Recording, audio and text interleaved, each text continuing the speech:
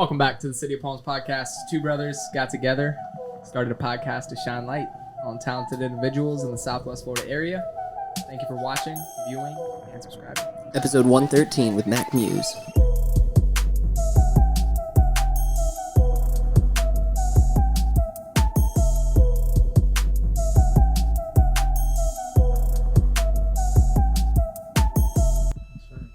How you doing, bro? I'm doing good. Doing good? I'm chilling. Doing good. How was your day today? It was really good. Saturdays are my day off, so it's probably my favorite day of the week. Heck yeah. Saturday and Sunday. What'd you get into? This morning I went to the zoo. My girl works at the zoo, so usually I'll take her on Saturdays on my day off, and she's got a little member pass, so I'll just do like a lap, and it's pretty chill because the zoo's all like it's like jungle vibes. So Yeah. nice little peaceful walk in the morning, check out all the animals, and then went back home and actually recorded a song today that I wrote on like Wednesday, Thursday while I was at work. Like when I'm at work, just put on a beat in my car and just kind of like not write while I'm driving, but when I can. So I recorded that today too when I got back, and then chilled for a while. That took a couple hours, of course. We took my girl's friend to the airport, and then we went to Mellow Mushroom. Now I'm here. Solid. Oh, dude. Pretty chill. Oh, Heck yeah. yeah, Naples Zoo, right? Nice, but yeah, I love that place, dude. it's really nice. Didn't something happen? Didn't something happen with like a big animal? The tiger, yeah. Tiger. That It was died, tough. right? It did, yeah. This Dang. dude, he was a cleaning crew night member or something, and they were in there at night cleaning, and he was doing the bathrooms, whatever. And I guess he was walking by and saw the tiger, and there's like a little fence that you can easily get over. Then there's like a really big fence, but you can still get to it and get your hand in there. So he was like, all right, I'm gonna pet the this tiger. He's like, I'm gonna pet this tiger. So he tried to pet the tiger, and the tiger grabbed his arm, and he wasn't like vicious about it. There's a video that went out. I don't know if it's still up. Me and my girl watched it. I didn't really want to. Yeah, it was a body cam. That was a wild video. And I was like, man. So we watched it, and the tiger really wasn't vicious about it. He just kind of had him, and he was like, basically like, what are you doing here? Like holding him hostage, He's right? like, you're trying to pet me. And I think the guy ended up being somewhat okay for what happened to him. I think he kept his arm. I don't remember for sure, but they did find out that he had alcohol on his breath and in his system. So Jeez, man. I don't know what the charge is. If he got charged, I don't know the super details of it, but it was pretty crazy. My girl was pretty upset about it, but a lot of people were. It was like, it was a whole thing. It was pretty crazy. Yeah, no, it's tragic. I've never been to Naples Zoo, as crazy as that is, because I was born and raised here. But my wife and I went to, what was it, Tampa Zoo, Nice. and they had like the same type of tiger that tiger was. Right. It was like a Malaysian tiger, I think. That was it, yeah. Yeah, and it was just crazy to see. It was like so majestic. I was like, wow. And the people there are telling us there's X amount left in the world, and I was like, man. Kind of took for granted that I was like, dang, I didn't go to Naples Zoo, before it all happened. It's crazy. And yeah, seeing the body cam footage, it was just tragic. It was scary to hear the terror in the dude's voice, because like you don't get to see footage like that too often of like an emergency situation where the dude is like about to die and he's like, shoot it, it's gonna kill me, and he's just going tough, crazy. Yeah. It was like getting to that part, and he was like right there about to make the decision. I was like, all right, I mean, we got enough now. We can turn it off. I was like, we don't got to go any further, because I mean, it's like some stuff you see on the internet. I'm like, geez, like how did I make it on here? Yeah. Like certain, like I mean, even on Facebook, like how did I get on Facebook? As strict as they've been lately, it's weird. But the zoo is pretty cool though. It's also like a botanical garden, so the vibe is really cool there. Yeah, it's a super nice zoo. Definitely. And being right next to the mall right there, it's a nice location. And they got the skate park. I'm like, that whole little area right we there. We gotta go sometime. It's really dude. cool. Let's make a day out of it. For real. There's enough to do right there in just that little spot. Yeah, for sure. Yeah. Is there still like a monkey island over there? Yes. Yeah. And that is probably one of the coolest things I've seen, like with the zoo or anything, and it's free included in the ticket. It's like the entry fee is only $20. So you go on like a little pontoon boat, and they got like I think like 6 islands, and they have all these different monkeys. It's pretty cool. Oh my gosh. Yeah, that sounds sick. I didn't get to do that last time I was there, but I saw it because we were there with Brendan and them. So like we didn't do everything, but I want to go back. It's super cool, for sure. We went to something related to the zoo. It's I can't remember the name of it. It's South Naples, and it's this whole like garden center. can't remember the name of it. It was super cool, really nice, really fancy and well done. Pretty much like the zoo without animals and just kind of a little more elaborate. Like a botanical garden? Yeah, it was basically a botanical garden. I don't remember exactly what the name was, but it's like southeast Naples area. Okay, yeah, I think I've been there. It was super cool. Yeah, like super like everything's really done up. You're walking through like walkways. I think I've been there. And they had like different setup areas. They had like a Japanese style area, and they had like a Brazilian area. You know what I mean? Yep. Super cool. Yeah, I've been there. That place is sick. Love stuff like that. Like on the weekends, like that's the move. Yeah. Something that's nice and chill, just easy. You a big beach guy? Yeah, for the most part. Me and my girl are really kind of like the beach vibes on the West Coast, just because the mix with the mountains and the beach. Like the beaches here are nice, but it's just, I mean, of course it's hot. We're in Florida, but having the dynamic of having like mountains right on the ocean is super cool. And my dad lived in Oregon for a while. So a couple years ago, I got to visit him out there, and he was on the coast. He was living in an RV. So that was when I really realized, I was like, man, like the coasts out here are way different. So that's somewhere we've kept in mind. Like one day, like, we'll definitely be out there. Yeah. I've never been over to the West Coast, but I've wanted to so bad. It's so beautiful. So beautiful. And I lived in Colorado for a year in 2018 to 2019. And it was so beautiful. I loved it out there. Super cool. Expensive though. That's why I'm back. But now I'm in Naples, so I don't know how that works. Dude, it's getting expensive everywhere, dude. They're killing us. I'm getting stuck no matter what. I just gotta make more money. Yeah, it's tough, man. Especially Naples. Everywhere down here. Everybody wants to come to Florida now. Everybody is coming to Florida now. Yeah, definitely. I think they like how lenient our laws are. Also, it's pretty attractive. Which I mean, I like it. Everyone likes it. Everyone likes freedom. Yeah, for sure, dude. For sure. Yeah, places got crazy. I was thankful to be where I was within the past couple of years. Yeah, for sure. I agree. Yeah, some places have been crazy. Like a lot of people moving out of New York City and stuff like that, and a lot of people moving out of places in Cali, like LA and stuff, just because of how the last few years have been. Those are the biggest ones, yeah, for sure. I've been wanting to visit Texas. I feel like that's the place to go. I've heard a lot of good things about Texas, good and bad, of course. But as for costs of living and like wages and stuff, I'd say that's probably one of the best places right now. Yeah, for sure. Seems like there's a little like creative revolution going on over there. A lot of like big. I've even heard that it's like emerging almost like a new. Like just seems like a lot of comedians are moving out there. A lot of skaters are moving out there. Yeah. I see a lot of artists too, a lot of rappers and musicians coming out from there too, and everyone's saying like, "Oh, we're from Houston, we're from Dallas," and I'm like, man, there's a lot of people coming out of Texas right now. Yeah, and I guess you wouldn't think, just because I don't know, people don't really think of Texas with that kind of culture and scene, you know, but it's good for them, for sure. Yeah, you know, Manny lives in Texas now. Does he? Yeah, Manny Betancourt. Yeah. Wow, good for him, dude. Good for him. Yep, in sales too. John Hill too. John Hill lives in Texas. Is the move for some people. Yep. Joe Rogan moved there. Joe Rogan moved there. and that started a thing too, where all the people started following the block. And I heard a lot of the movie industry too, like a lot of like actors and stuff are like locating into Texas because of how things are. I mean, and here too, you know, like we were having a conversation off air when he got here. It's like, you know, about Miami.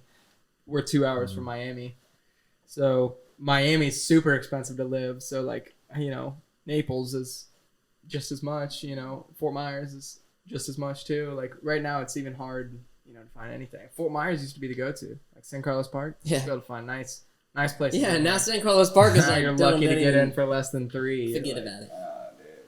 Dude, it's craziness. Growing up in Florida, you grew up in Florida, Sebring. There's so many stigmas about growing up in Florida too. It's like, and then to tie it back, we're like, now people are here, dude. Did you do any?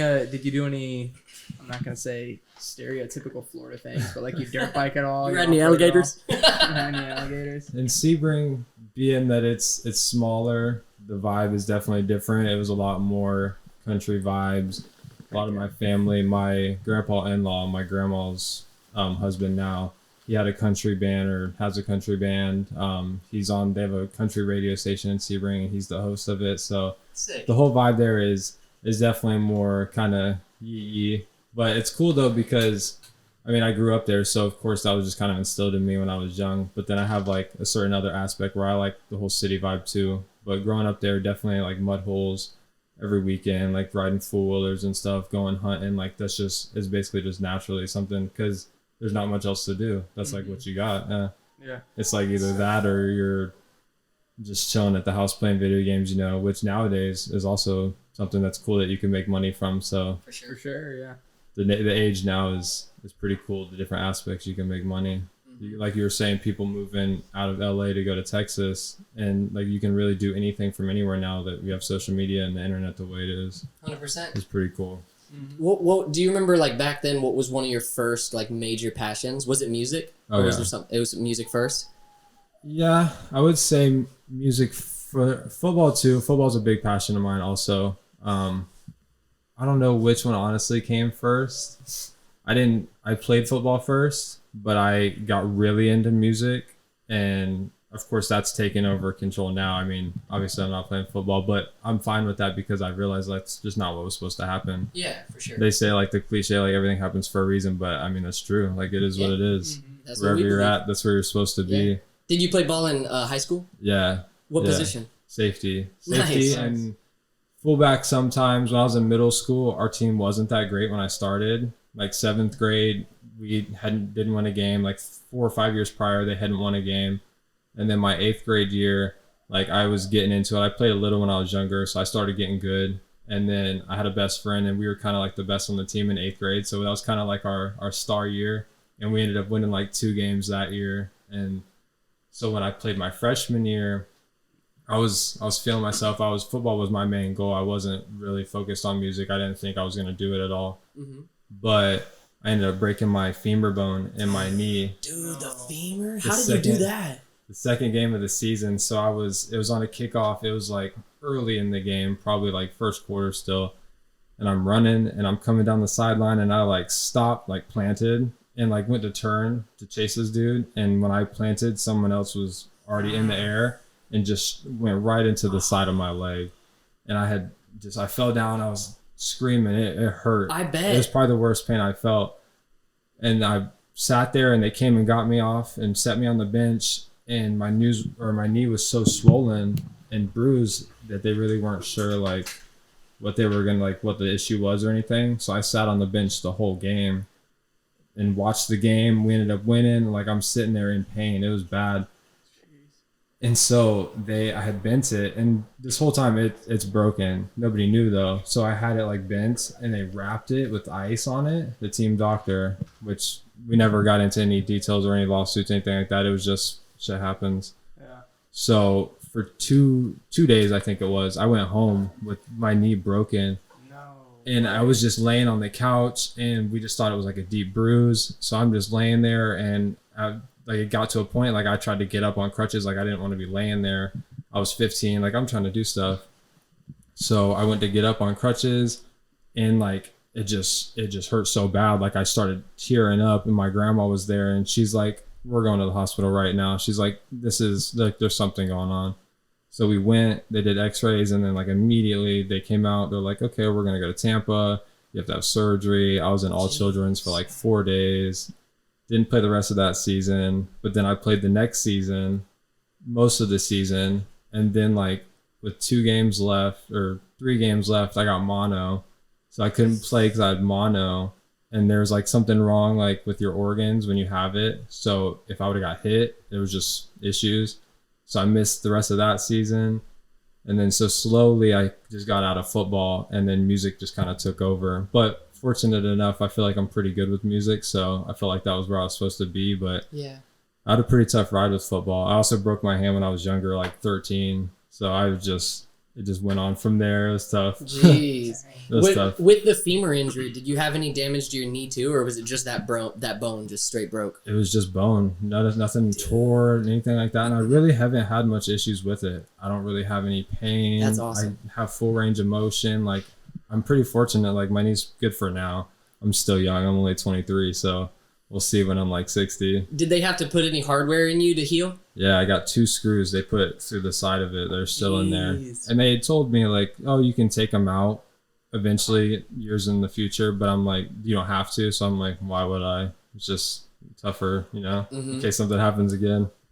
Did you see Tony Hawk broke his femur? Mm-hmm. Tony Hawk just broke his femur on the vert ramp. I was like, man, I feel you. Dude, I was like, holy shit. You hear about that injury and like, isn't that the biggest bone in your body, your femur? It's the strongest. Yeah. So for that one to break, you got to go through you got to be skating a vert ramp. You got to get hit like that just the right way. And it sounds bad, but I'm like, I wish there was footage of Tony Hawk because I'm like, I want to see like what happened. Yeah, I wanted to see it too. They probably won't put that out. We'll see. Maybe someone will find it. It's somewhere. Yeah. I tore my ACL twice skateboarding, and I don't know how, but I got both injuries on footage. Really? And yeah. So it was like I never wanted to look at the footage, but at the same time, like once I started like getting over the fears and like not really trying not to be superstitious about anything, now it's like kind of cool to go back and look at the footage and see exactly what went wrong. And like I even be showing I work at a school, so like I'd be showing kids, I'll be like, look at you want to see me cry, because they'll like act like they're too tough to cry, and I'm like, bro, cry if you need to,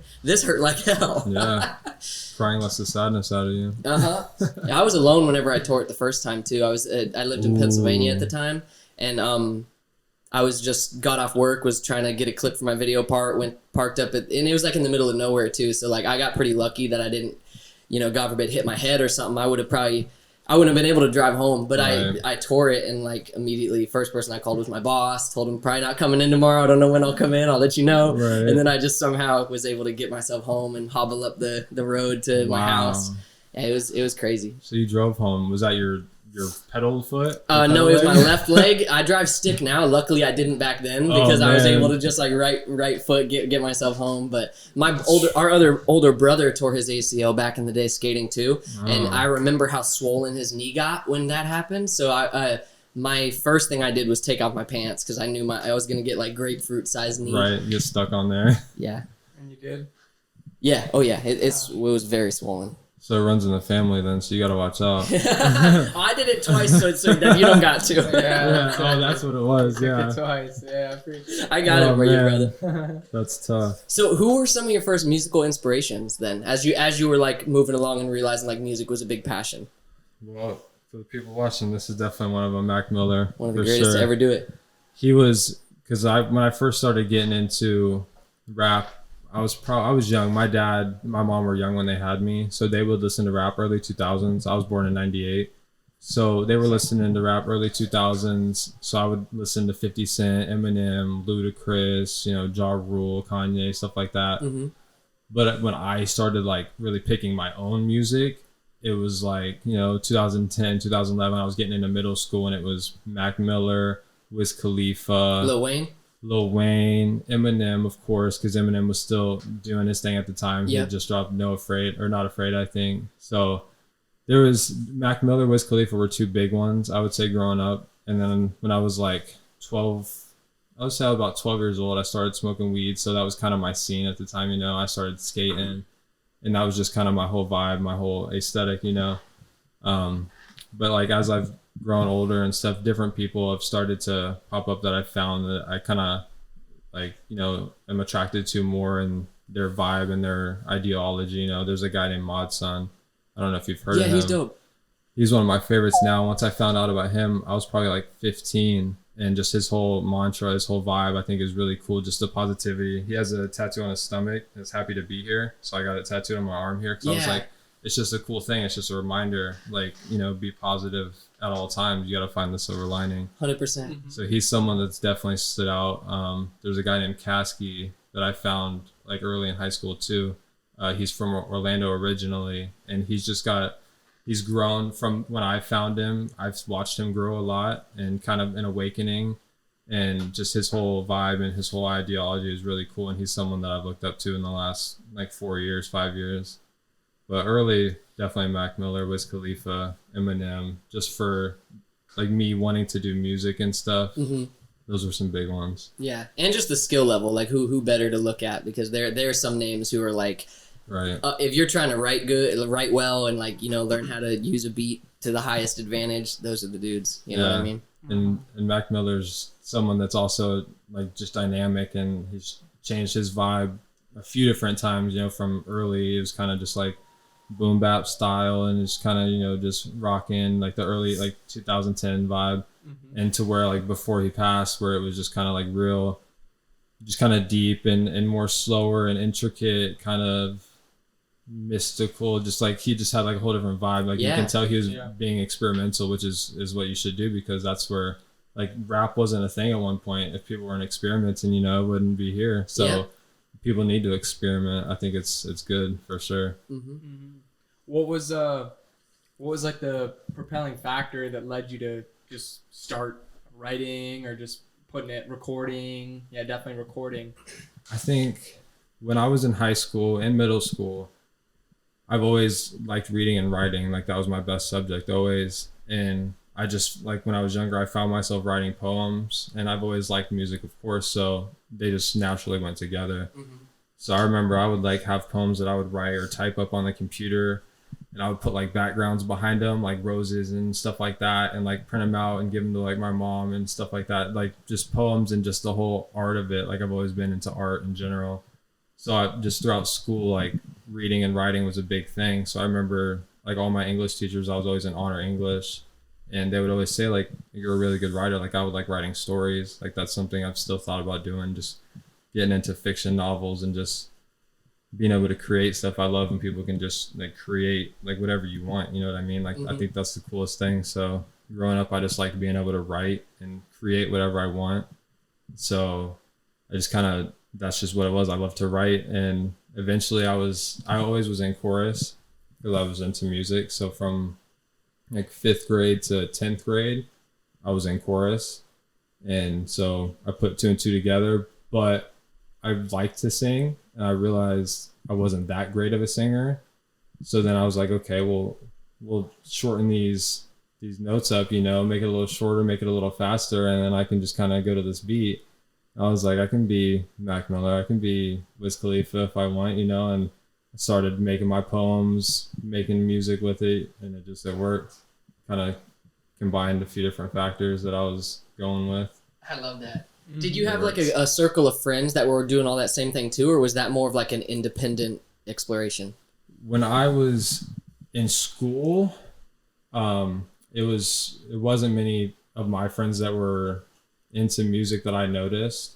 I was the only one in chorus out of my friend group that I had, quote unquote, because I'm not friends with really any of them now, of course, and that's what happens. But they were all like, oh, haha, like you're in chorus. Like they weren't on the same vibe, you know. It wasn't until after I graduated and I started reaching out and like looking for people that were involved with music to where I really got, you know, that connection and that group, you know. Because in school, people, they have their different cliques and stuff, and not that I was in the wrong one, but for where I want to be now and like what I'm doing now, looking back, I was, but I wouldn't be where I am if things didn't work out how they did. So yeah, if I would have thought and chose, I probably would have went with a different crowd to enhance my music better, but I was just doing my thing. I had a different mindset back then. Yeah, for sure. Was there a certain moment you remember recently or back then maybe where you realized, okay, maybe this is what I'm gonna do, like maybe this is why I'm here, and like this is what I need to pursue? Or did it just kind of come naturally over time? I think it just kind of happened. I had graduated high school, and I thought about like starting to like write raps and try to like make like hip hop music, you know. And I started write some stuff, and I would like do voice memos on my phone. And I was traveling with my dad at the time. As soon as I got out of high school, he was traveling in an RV, and that was kind of, he had set up that whole vibe so where he was just traveling full time, and it was super cool. So as soon as I graduated, he was like, oh, like I'm gonna take you on like a 2-month trip. So we went, he was in South Carolina, so I flew there, and we went cross country to California, and we stopped in each state for like a few days, you know, up through Colorado into Wyoming. We did Yellowstone, that whole thing. Oh, so nice. It was a really cool trip. But at the time, I just graduated, so I was feeling pretty lost. I didn't have anything planned, so I was kind of depressed at the time. So I didn't appreciate it as much because I was kind of in like some weird limbo state, you know? So looking back, I'm like, man, that was so cool. I got to see so much, but I should have appreciated it more. But once I got back, I kind of got into this groove, I found out that one of my friends that I had met later on in high school started to make music, and him and another friend that I was acquaintances with. So I was like, man, if they can do it, I can do it. Like I've been writing stories and poems for a few years now. So I was like, I'll give it a shot. So I started writing stuff, and then it was January 1st, 2018. Me and my friend Tyreek put out our first song. It was called Green or Green, or I think we just called it Green. And it was actually a remix. We took the beat from Kodak and X. They did the song Roll in Peace. And so we used that beat and we just kind of made a remix. What? And we mixed it on our own. Like I just said, look some stuff up on YouTube, got a couple hints from some people, and put it on SoundCloud. And it ended up getting like 1,000 plays within like a couple weeks. Nice. It was our first song ever. People were like, oh my God, like they're making music. Like we just kind of got out of high school. So it was pretty cool. So it was actually 4 years ago this year. So wow, still pretty what fresh. Was his name? Tyreek. He goes by right now. He goes by Ganjareek. He used to go by Fat Reek, but he's lost a lot of weight, so he changed it. Nice. Good for him. Good for him, dude. Yeah, dude. That's sick, man. Yeah, that kind of instant gratification must have felt nice. You know. It was nice, and must then have been a good little key as far as like, hey, man, we can do this. You know. It was cool. It reminded me of sales a lot too, like where you're going and you'll get like 10 yes or 10 no's, and then you'll get that one yes, and you're like, all right, and then so that gives you the motivation to try 10 more times until you get that next yes. Yeah. But after we dropped that song, that same year, I ended up putting out like 20 to 30 songs because I was like, all right, let me like start doing this all on SoundCloud, and they were really bad. Like I listen to them now and I'm like, oh man, like but it's good that I hear that and I'm like, I've progressed so much. But we put out so many songs and they were not getting nearly as many views off Rip as before because people were like, oh, like that first one, they were like shocked. They were like, oh, let's check it out. And then like we weren't that good, so we're putting out all these songs and people were like, yeah, it's all right. And it kind of slowed down, but I bought a mic after a while. I got some speakers. I got a new computer. So I was investing in it and then just practice and slowly got better. So right now I'm in a decent spot, I think. Heck yeah. Nice. Do you still have something right now? Do you have something set up at the crib where you can mess around? And I do, yeah. I have my little mic set up on little desk, my speakers, just so I can record. If I just even to hear something and get ideas from just having it so I can listen to it and not having to like do it live and listen to the beat, you know, just be able to be hands off until I want to record it somewhere officially, you know, just having like a rough draft is just good to be able to create and fix stuff, you know. Yeah, for sure. When you're recording, when you're at your house, I know you said you had the speakers, like say you're listening to a beat, getting ready to like lay down some lyrics. Do you prefer headphones on where you can like hear your voice or hear the beat that way, or like speakers out loud and hear your voice without headphones? Because I know there's like we've interviewed people and it's been like it's like a pick and pull. Some people love this way, hate this way. I'm kind of in the middle. For me right now, the headphones I have aren't great for mixing and mastering because they're just beats. So the bass is super deep and loud, and that's not realistic for how it's going to sound. So I'll record with the headphones on my beats just so I can hear the beat while I'm recording. And I'll usually have like one headphone off because I just like to hear like natural my voice. But when I'm mixing, I'll mix through the speakers just because it's more of a realistic what it's going to sound like on a phone or in a car or something. Just because my headphones aren't set up exactly right. But there are some good headphones that'll have like an open back on them, to where you can really get a good sound of like a realistic vibe, you know. And that's something that I need to get. That's probably my next step, honestly. So it really just depends on the headphones, I would say.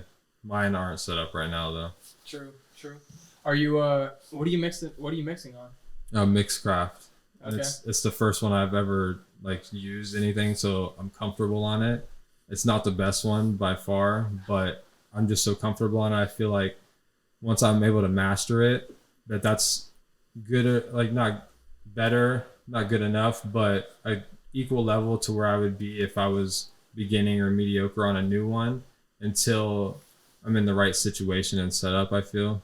Because also it takes a lot of time and money. Some of these are more expensive. Like an ideal one would be like Logic Pro or Pro Tools, something like that, but the cost is up there. So right now I'm just working with what I got, but mastering this one I still feel is beneficial. So when I get a new program, I'll know enough from just the DAW settings and just the basics of it to where I can have a good foundation on a new one. For sure. Yeah. See, some people don't take that mindset, and they'll just want to wait until they like got the like state of the art stuff. Exactly. And it really does take like just working with what you got, even if it's just like pen and paper for right now. You don't have anything to make a song. Like even if you're just writing until you get that one thing, and then building blocks. Exactly. Yeah. When foundation is having a poetry background. Do you ever have there ever been songs you've made into like something to put out from a poem? Like has it gone from just writing of a poem into a song, or is it more like you need to hear the beat to kind of like write to the tempo? It's a little bit of both. Most of the time I'll start with the beat just because I feel like that really is the whole kind of vibe and the aesthetic of the song, the feelings, whether you can tell if it's a sad beat or you can tell if it's more upbeat or dramatic. So I'll usually start with the beat to match whatever vibe I'm wanting to go for. Unless I already have a whole story in mind or like a whole idea of like how I want things to go. And then I'll write it out first, and then I'll try to find a beat that matches. Just for me, that's a little harder because I'm just searching through not random beats, but basically, rather than being in a studio with someone where I can say, hey, I want it to sound like this to match this vibe, and I want like this cadence and this BPM, and have them make it on the spot. Right now, I don't have that, but I know a lot of the times people have that ability, so that's definitely ideal. But usually for now, I'll pick the beat first just because it makes the process a little easier to match the beat rather than try to find a beat that matches the flow and everything that I want exactly. But one day, heck yeah, we'll get there. Do you still write poetry, or is that art form kind of fully transferred into music making? It's basically just transferred. That's kind of just my outlet for that now. All right. I'll listen to a bunch of different people to try to get inspiration and just pick apart what they do differently than this person and just try to, take different things. Everyone take different things from different people, put it all together. Mm-hmm. But one thing that I'm trying to do better is not rhyme as much. And I feel like that's a problem that I have. And I'll listen to people and I'm like, they're not really rhyming that much, but it still sounds like it's going together and it's a whole like collective and it's flowing good, but they're not really rhyming as often as I do. And sometimes I'm thinking like maybe I'm doing too much, like too many rhymes like per sentence or every other, you know what I mean? Mm-hmm. And sometimes I'm trying to like make it a little more not so structured, you know what I mean? More freestyle, just like whatever. Because music doesn't really have to be anything specific. It's whatever you want it to be. I feel like I'm trying to make it too much like cadence and like I'll have to rhyme this and I have to rhyme, like a certain way. Yeah. And sometimes when you're like searching for certain words to go together in sequence or in a rhyme, it's like kind of takes away from what you're trying to say at the end of the day, Exactly, yeah. And you're thinking too much about it. And then that's a big problem I have is I overthink stuff. So sometimes then I'll just take a break and I'll be like, I'll come back to it tomorrow. Let it marinate, yeah. Yeah, because that's something that if you harp on something too much, then you're like, I don't even like it anymore. So you're like, whatever. So letting things breathe is a big thing for sure. Have you heard Code of the Friend?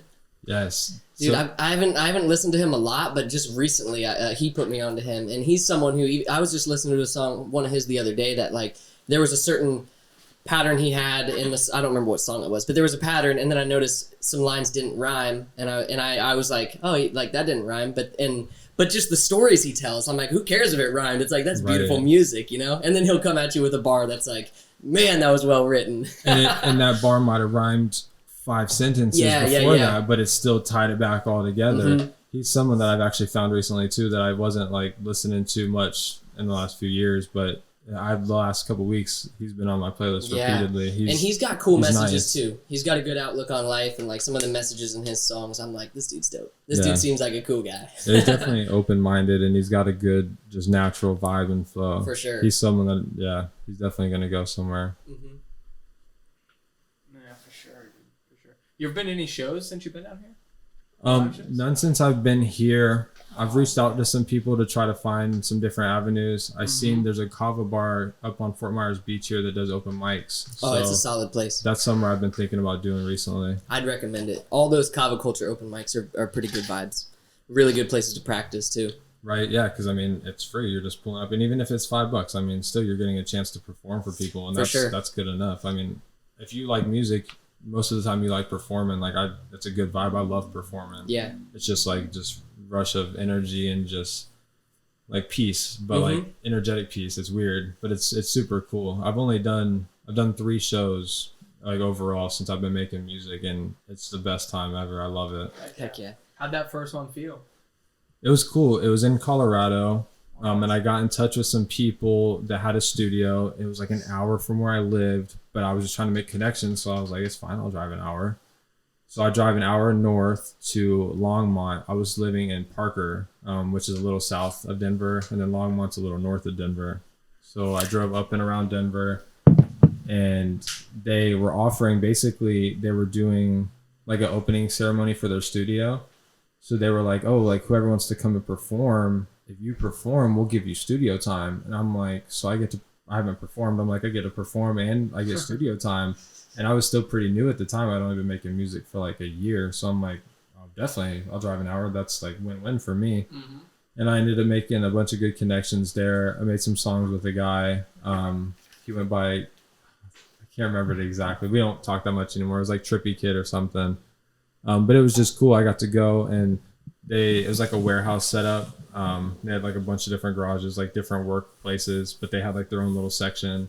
And they had like different DJs came out, and like we just performed like right in the opening of where like the shed would come up, but it was cool. It was anything. And there was like probably 20, 25 people there. I was living with 4 other roommates at the time. My buddy Dylan, his wife, Nick, and Justin, and my buddy Dylan and his wife came. They drove an hour just to come and see me, and I was like, oh man, that's really cool. Like I appreciate that. Yeah.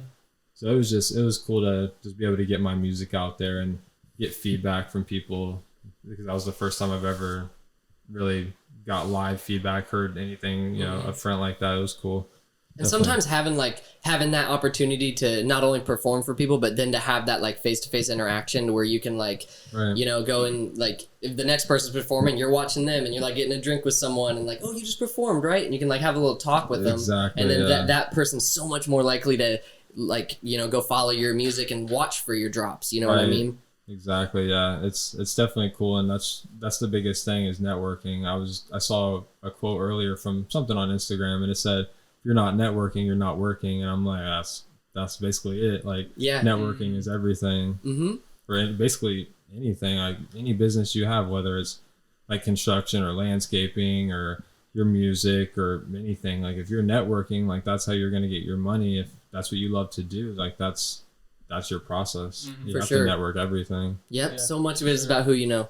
That's one thing I love about this area too, is like as you start performing and like meeting some of the other creators, there's like there's so little competition feel, and it's more like community feel, to where like the people who are performing after you are going to be right there like cheering you on to perform, and vice versa. And then like y'all become friends after. And at least from what I've experienced, it seems like so many people around here are like that, where it's just super down to collaborate, super down to just like support each other. And I love it. Yeah, I've noticed that from just me doing research on like Instagram, social media and stuff.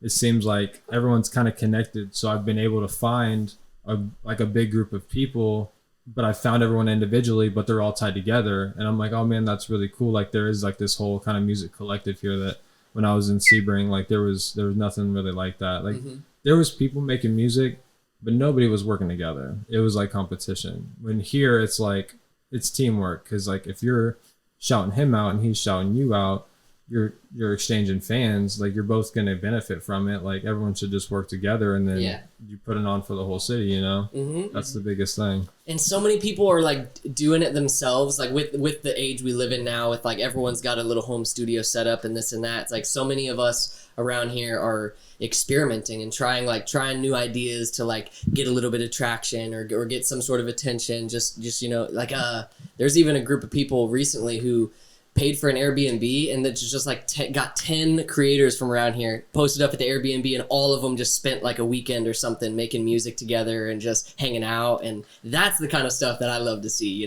That's super cool. I heard about that. It was the 239 sessions. Yeah. Yep. And before they did it, I had actually reached out to Ivan, the hippie, and I like tried to get involved. It was the first time I reached out to anybody, but it just didn't end up working out. But I thought the idea was really cool. I wish I would have been able to get there and do the whole thing, but is super cool. I liked that a lot. Mm-hmm. When I saw that, I was like, that's a good group of people, you know? For sure, yeah. Ivan's a good dude too, and he's someone who's really pushing the culture just with like trying to innovate, trying to like come up with some new ideas and just keep people juiced and fueled to create.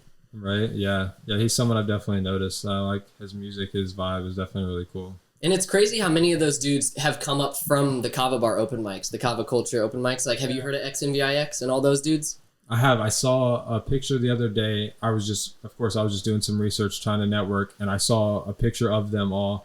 So I went and looked at all their pages and stuff, and it seemed like they got a nice group going on. Yeah, and it dude. seemed like they got a cool vibe. They're cool dudes. And For all of sure. them, dude, they started at open mics and just like as a group Right. performing at these little open mics. Sometimes there'd be 2 people in the crowd, sometimes there'd be 30, and they Right. would try to kill it every single time, bring the same energy every single time. And now they're killing it as far as like performing and stuff. So now whenever they actually have a show coming up next Friday, I think, called Blackout. I think it's next Friday, but either way, now it's like an anticipated thing. Now it's like everyone Right. knows if XNVIX is playing, like go They're to their coming, show because right. they're gonna bring that energy. Right, absolutely. That's a big deal for sure. I think that's something that's important is when you have that solid fan base starting out, like you said, like performing for 2 or 30, but like if you're going all out, those 2 turn into fans, then they tell 2 and they tell 2, you know, and then it spreads, and then you have 30 solid fans coming, and then it just grows from there. So no matter how many people it is, performing your best is definitely important. For sure. Absolutely. Your most recent song you dropped is Patient, right? Yeah. That's the most recent one. Yep. I was wondering how much time went into writing that, because I like the flow on that is super sick, and just the way some of the rhyme schemes in that, it's like it's super dope, and I just wonder how quick that came to you. Honestly, it was fairly quick. Most of the time, it doesn't take me more than a day or so to write a song. The one I wrote this week, it took me about 2 days, but that's just because I was doing it in between things. But that one was one where I was kind of like anticipating having a session where I would sit down and I wanted to make something. Mm-hmm. So I found the beat. The beat was called Patient. So, and that actually just happens to be sometimes what I'll do is if I'm just wanting to just come up with something on the spot, like I didn't anticipate writing about like a specific event in my life or a story. I just, want something to come out, I'll sometimes just start by going off of whatever they named the song. And usually it actually works out that works with the vibe. Whatever they thought in their head to name that worked perfectly for me. So that was actually what the beat was called, Patient. So, and at the time I was kind of slowing down, and even in the last year, like I recorded and wrote that song over a year ago. And I did the video over a year ago too. And then I didn't put anything out until just recently when I released it. And so it was kind of funny. I was like subconsciously anticipating me taking a break. And so that song just happened to be called Patient, and it worked out to where I made it, and then I didn't drop anything and really do much promo or anything for almost a year. Just kind of trying to get my mind right and wanted to realize what I wanted to talk about and kind of get my image how I wanted it. Mm-hmm. And then I drop it about a year later. So it's just funny that it's called Patient. But I did notice waiting so long that I did sacrifice a lot of people's attention, and I wouldn't say loyalty, but when you're not that big, people waiting so long, they tend to forget about you because you're not that big yet, and you're not as good as you can be. But as for the creative process, it really just kind of happened pretty fast and organically, and that's why it's definitely one of my favorite and best songs in my opinion, because I've just practiced so much to where it's got to a point where I just feel like I do it naturally, and that's why I love it so much, because it's not really too hard for me. It sounds bad to say, but like it's when you love what you do, it comes easy. Yeah, that's awesome. Now with the songs that are more of like a storytelling, have more storytelling aspect, or you're trying to convey a message, like some lesson you learned in your life or something like that, are those ones that also come like pretty quick within a session or two, or are those ones you kind of have to sit on, come up with some bars, like maybe like fill it in as time goes, and eventually it is what you want it to be? Yeah, that is definitely the case. Exactly.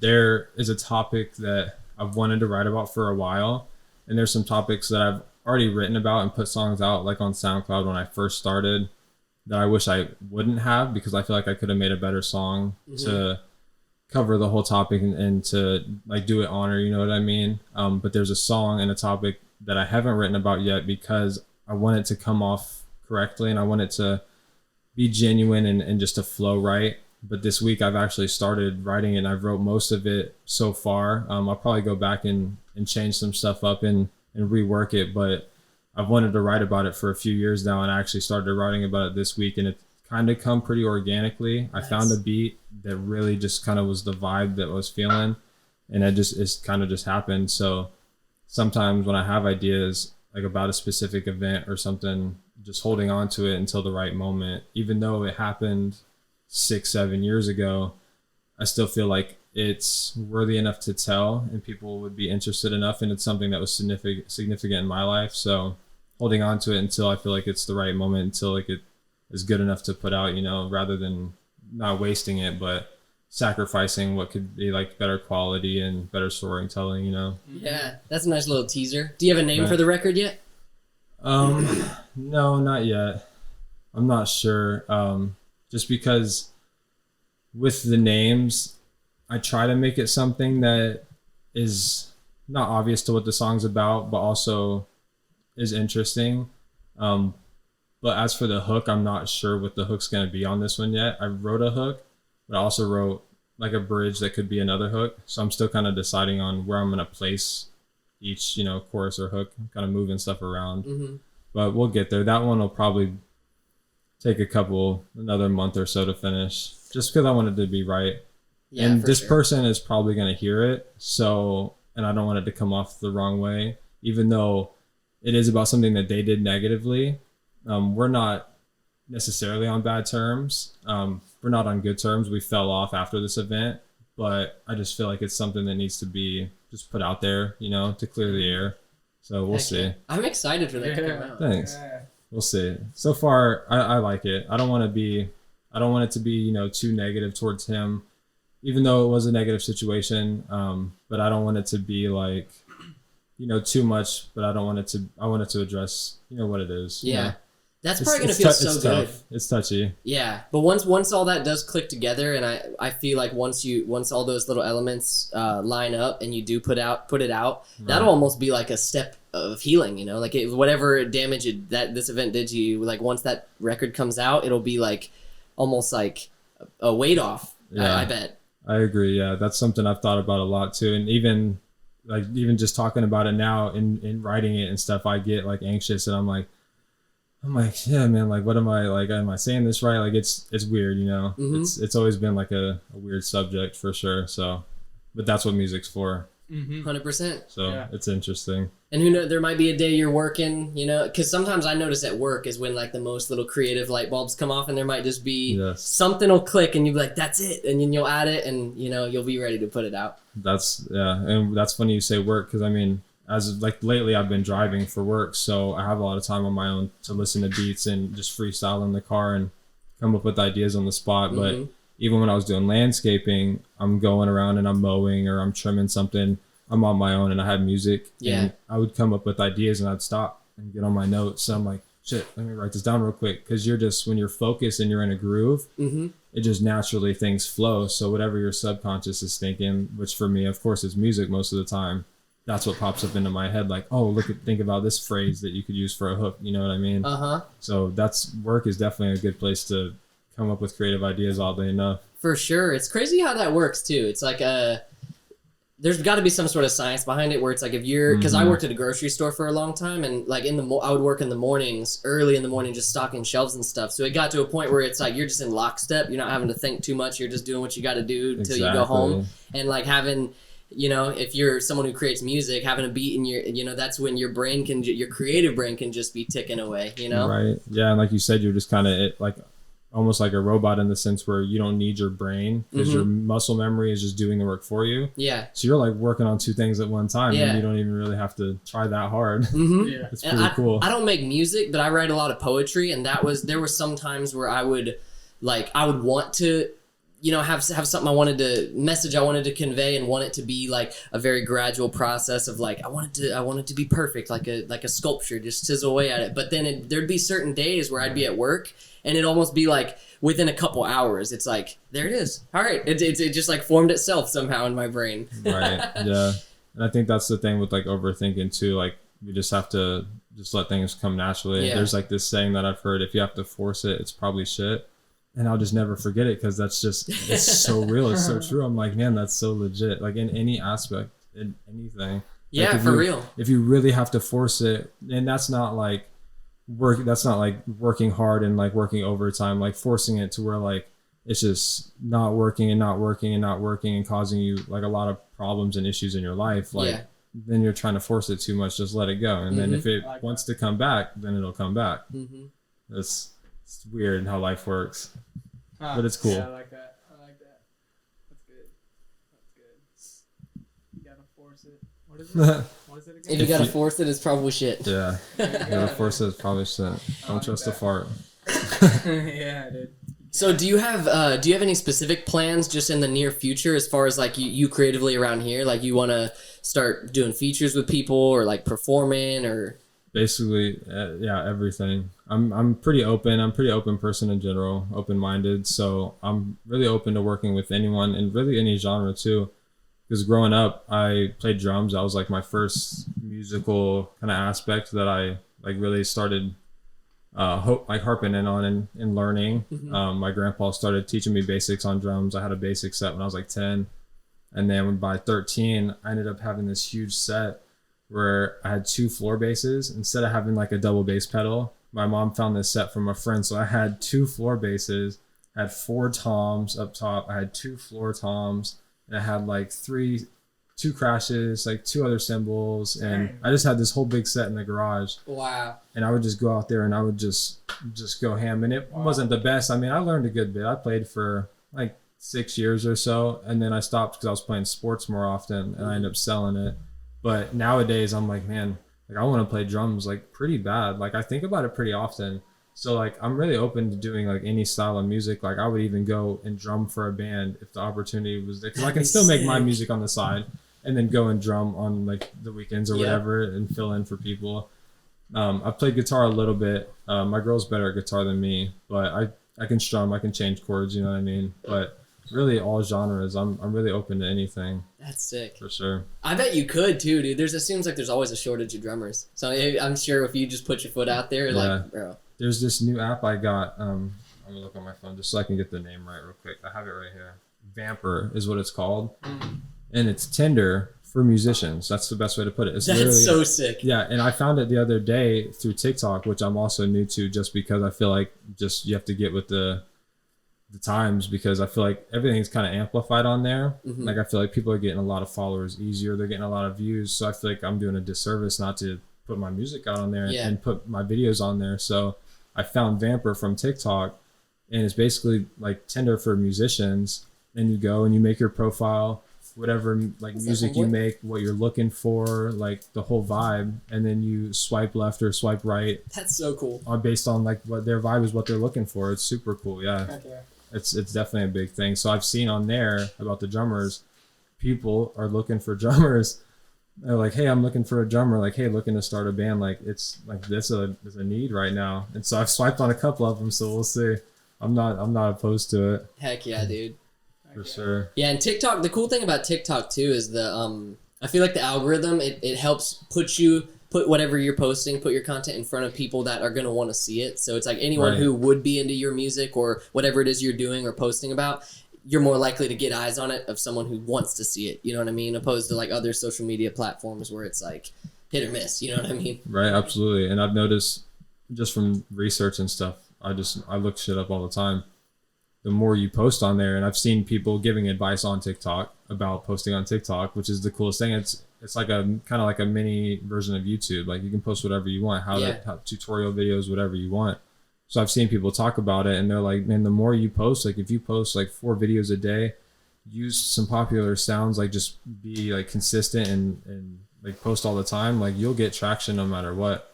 just because you're being consistent and you're putting out a lot of content. For sure. Based on the algorithm, like naturally it'll just bring people to you. Yeah. So today I was on there and the sound came up and it was just a video of just something random. A lot of people that have used the sound have like posted videos of them like working out or doing something like at work or something basic. But the sound is basically saying like for people that have like less than 10,000 followers, like this video, follow and comment teamwork. And whoever likes your comment on the video, they have to follow you back. So I go and I look at all these comments and there's so many people using this sound, hundreds of thousands of comments. So I go and I'm liking all these comments because they're supposed to follow me back. And so by the end of today, I've gained almost 200 followers just from doing that tactic. Wow. And so that's people going back on there because they know they commented that. They're like, oh, let me go follow this person back because that's what it was. And just clicking the follow button. And so I commented on there because I felt like that was the right thing. You know, I'm not going to cheat it. I want to like be genuine about it. And so everyone that liked my comments, I've been following them back because I want it to be like legit. You know, I feel like that's the right thing to do. Karma. If I'm not going to follow them back, why should they follow me back, you know? But it's worked, and it's cool how people work together, like we were talking about, like teamwork and just building the community. Yeah. So it's super cool.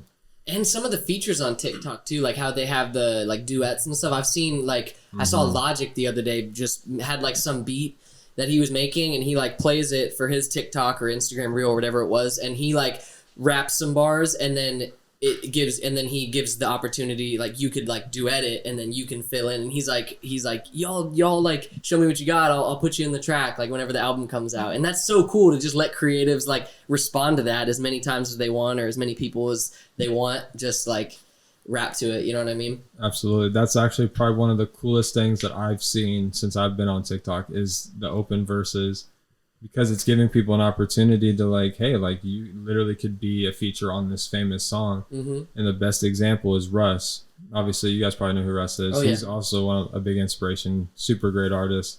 He puts them out pretty often. He's pretty big on TikTok. So he put out this open verse recently to his song Handsomer that he put out that's doing really well. And this girl, Caitlin, did an open verse on it, put it on her TikTok, and it blew up like big time. And so he puts out an official remix with her on it. That's And I'm amazing. like, wow, like just because she like stitched or duetted his TikTok and she did her thing and she like went hard, and he's like, oh, okay. So now that's official. And now she's getting all these fans from him, and she's probably getting royalties from the song, obviously. So that's just a big step. And that's just from TikTok, just doing whatever you can, you know. That's awesome. That's a boss move by Russ, dude. That's awesome. Yeah, Russ he's great. He puts on. Yeah, he's all independent and he's huge. He's calculated with it. He's really nice with it. That's the biggest thing. Yeah, the fact that he's so independent and makes his own beats and does his own production. He makes his own beats. Everything. I didn't know that. Most of them, and if he doesn't, you can tell. Like he'll give credit, but majority of them, like his first album he did, it's called "There's Really a Wolf" or something. I think it's something along those lines. It was a wolf vibe, and he mixed, mastered, produced every track on the song. The whole thing was just him. Crazy. And it went platinum. He was the first artist ever to do that. And I was like, man, that's such an inspiration. So that's another reason why I'm like, I can just do it myself. He even has a song that is called Do It Myself, I think is the title. And that's like the hook. He's like, I don't need him, I don't need her, fuck it, I'll do it myself. And I'm like, you're right, you're doing it. He proved it. I'm like, wow. I'm like, that's definitely impressive. So he's definitely a big one for sure. That's sick. Yeah, shout out Russ, dude. Yeah. So what would that be the deal? Would you take a deal if it came your way, approachable one? It really all depends. I'm not someone that's like, oh, like I'll never take a deal. Like I don't mess with labels. Of course, it's getting more obvious now that there is corruption in the industry, and that there's a lot of greedy people at the top that run these labels. But at the same time, they are giving you a platform and are putting you on to some sense to make it to where this is your everyday life and that you can do this for a living. So all the people that are like, oh, like I hate my label, I want out of my deal, this and that, you're still hearing about it. Those people are still famous. So they're at least lucky enough to be in that position to where they can even ask to get out of a label. You know what I mean? So at some point you got to be grateful to even get an offer, because that could change your life, no matter if it's $50,000, like advance or whatever it is. So I think my biggest thing with whatever the contract would be is more like creative control. Like not even so the money. Like I just want to make enough to where I can pay my bills and make music. Like I don't have to make millions and millions. Like if I can make 50,000 a year making music, I'm chilling because I'm doing what I love and I make enough for my bills and to chill and have extra, you know. So as long as I have creative control and not necessarily drop whenever I want, but for the most part and make basically what I want, then yeah, I'll definitely, if they're gonna help me out and promo and give me some money advance, like for sure, why not? But creative control, I think, is definitely the biggest part of it. Because that's big. A lot of the times you'll hear people talking about like, oh, like you guys want new music, but it's not my fault. Like I'm not allowed to release music.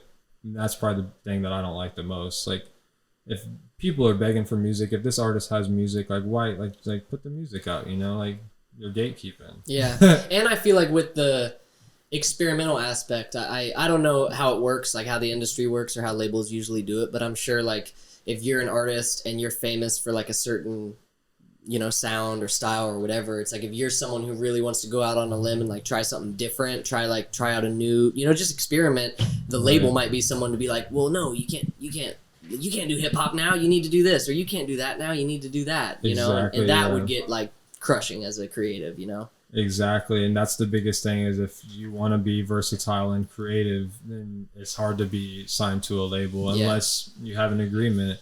Like I don't remember exactly what Mac Miller's deal was or who he was signed to specifically, but for the most part, it seemed like he had a lot of creative control and he could basically change up the vibe what he wanted.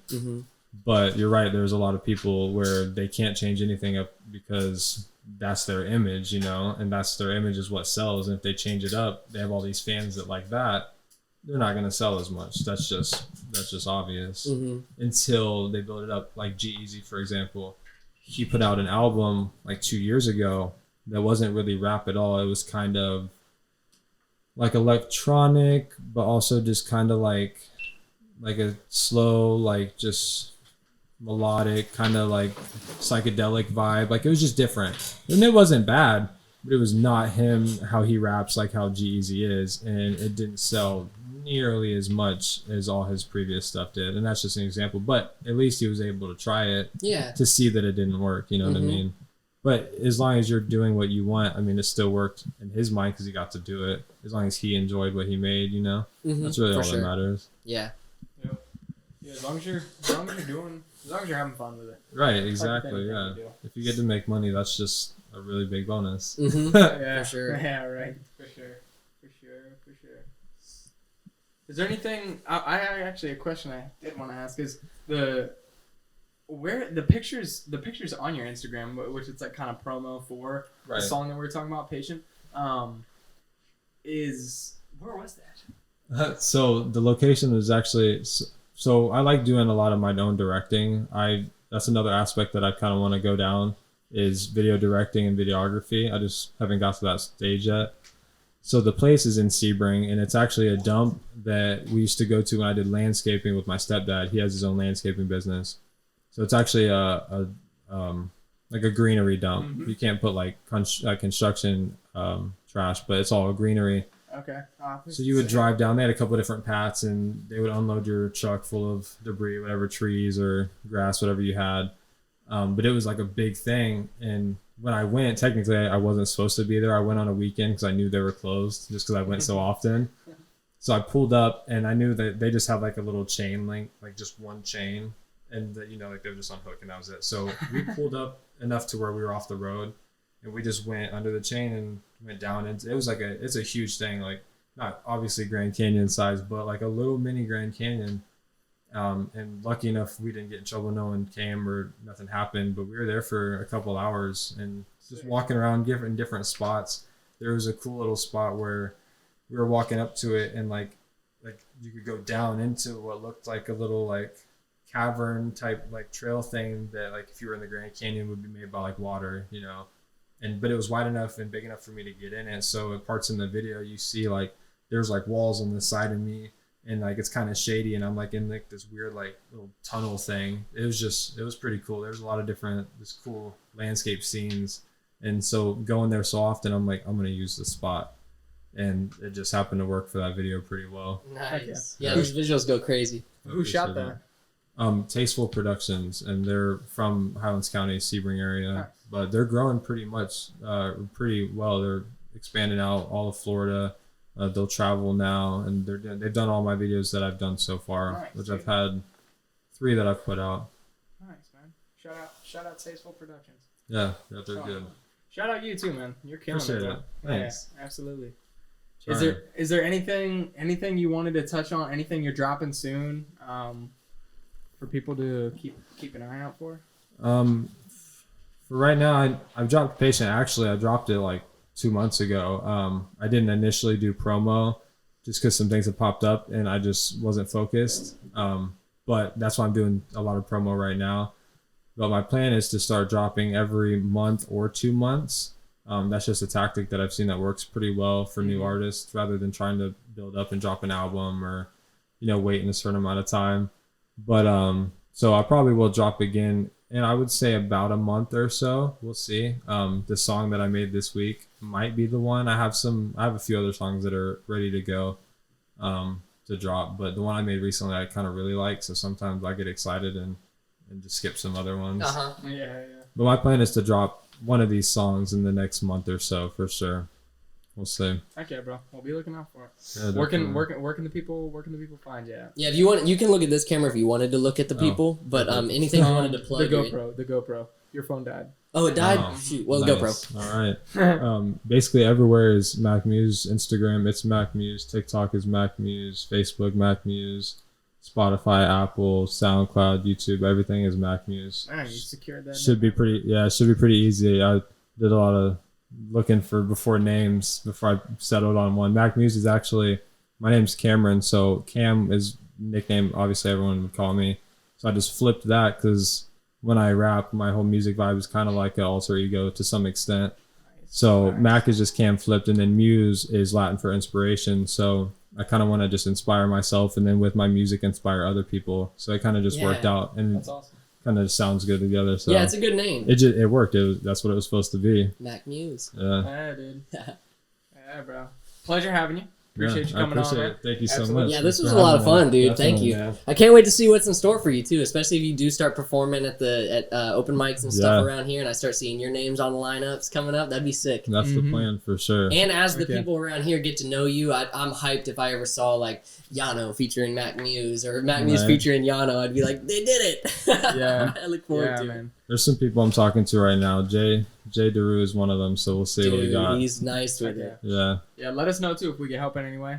Yeah, we absolutely. direct you Already guys you guys are. I appreciate you having Heck me. yeah. And Thank we do little freestyles sometimes. So if you ever did want to come on and spit on a beat, we'd be happy to have you over again. All right. That sounds good. I could do that. I'll have to yeah. set that up. Heck yeah. Where can they find us at, dude?